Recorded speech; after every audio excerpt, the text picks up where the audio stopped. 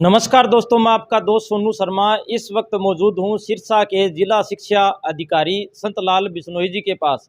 साथियों, इन दिनों में कुछ लोगों के हमारे पास बार बार फ़ोन आ रहे थे, उनके कुछ सवाल थे। उन सवालों के जवाब जानने आया हूं और इसके साथ साथ हरियाणा सरकार ने एक नियम बनाया है जिसमें कोई भी मान्यता प्राप्त स्कूल है, प्राइवेट स्कूल है, वो किसी को भी पेरेंट्स को यह बाध्य नहीं कर सकता कि वो किताबें, जूते और जो बच्चों की जो स्कूल ड्रेस है वो कोई एक दुकान से खरीदने के लिए बाध्य नहीं कर सकता। संतलाल बिश्नोई जी, नमस्कार, आपका स्वागत है। जी नमस्कार।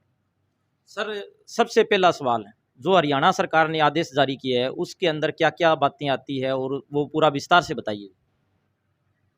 हरियाणा सरकार ने एक तो फीस के बारे में विस्तृत नियम जो है नियम 158 है उसको संशोधित किया है कि फ़ीस जो है वो बिल्कुल बाकायदा उसके नोटिस बोर्ड पे चिपकाई जाएंगी। एक कंपोनेंट होंगे अलग, एक मैंडेटरी कंपोनेंट है और एक जो है वो ऑप्शनल कंपोनेंट होता है कि जो ट्रांसपोर्टेशन वगैरह है, इस तरह के जो हैं वो जो है ऐच्छिक पेरेंट्स की उन ऑप्शन पे निर्भर होता है। तो ये कंपोनेंट बनाए हैं और दूसरा ये भी निर्देश दिया गया है कि फ़ीस जो है वो ऑनलाइन मोड में ली जाए। फ़ीस के बारे में है, किताबों के बारे में कहा गया है कि किताबें जो है वो एनसीईआरटी जो भी बोर्ड एनसीईआरटी बोर्ड हो, अगर सीबीएसई एफिलेटेड है तो, अगर हरियाणा बोर्ड से एफिलेटेड है तो एससीईआरटी की पुस्तकें जो है वो लगाई जाएं। और इसमें जो है इस बारे में और ऐसा भी निर्देश दिया गया है कि ऐसा भी ना हो कि विद्यालय जो है उनको बाध्य करे पेरेंट्स को, बच्चों को, कि वो किसी एक विशेष दुकान से ही खरीदें और किसी एक विशेष पब्लिशर की किताबें ही खरीदें। तो ये निर्देश हरियाणा विद्यालय शिक्षा विभाग के द्वारा दिए गए हैं। सर, एक बात बताइए, ये प्राइवेट स्कूल वाले हैं, ये पल्ला झाड़ लेते हैं, कहते हैं कि कोई भी दुकान से आप किताबें खरीद सकते हैं, लेकिन जो किताबें हैं प्राइवेट जो स्कूलों की किताबें हैं वो एक ही जो दुकान पहले से इन्होंने सेट कर रखी है वहीं से मिलेगी। अगर वो शिकायत आती है तो आप क्या तुरंत प्रभाव से कार्रवाई करोगे?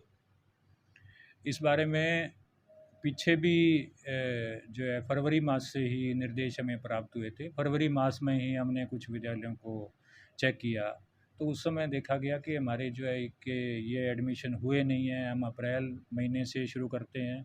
तो निर्देश हमने बाकायदा इस संबंध में जो भी सरकार के द्वारा दिए गए थे वो सभी हमारे ऑफिसर्स को, खंड शिक्षा अधिकारियों को दे दिए गए थे कि इनकी पालना सुनिश्चित की जाए और सभी विद्यालयों तक ये जो नियम हैं इनकी प्रतियां पहुंचा दी जाएं। तो इसके बारे में वो पूरी तरह से अवगत हैं।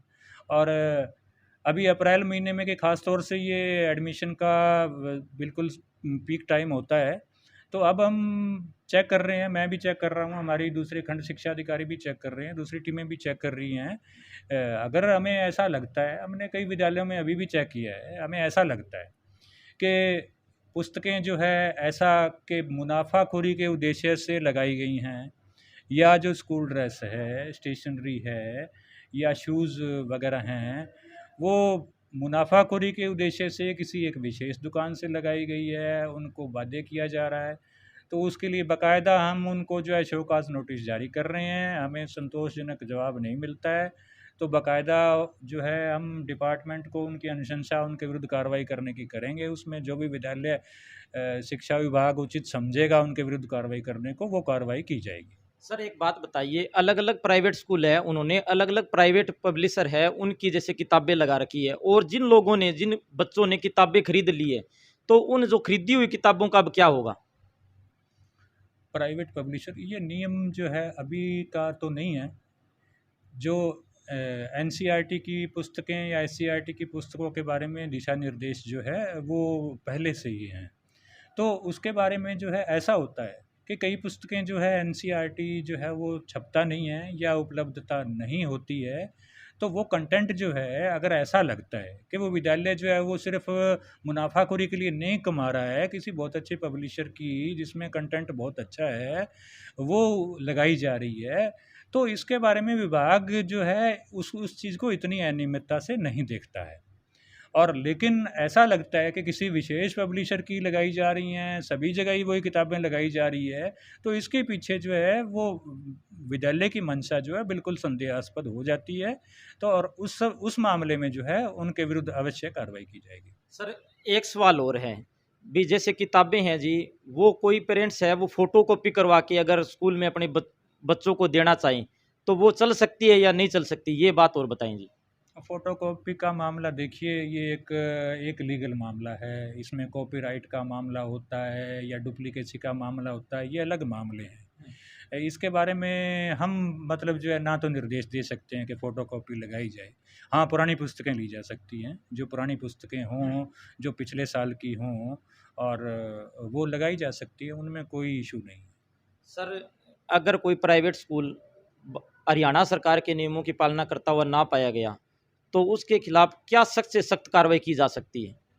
उसके लिए अलग-अलग जो है विद्यालय शिक्षा विभाग भी है, और जो यहाँ पे डिवीज़न लेवल पे जो है फ़ीस और फंड रेगुलेटरी कमेटी भी है।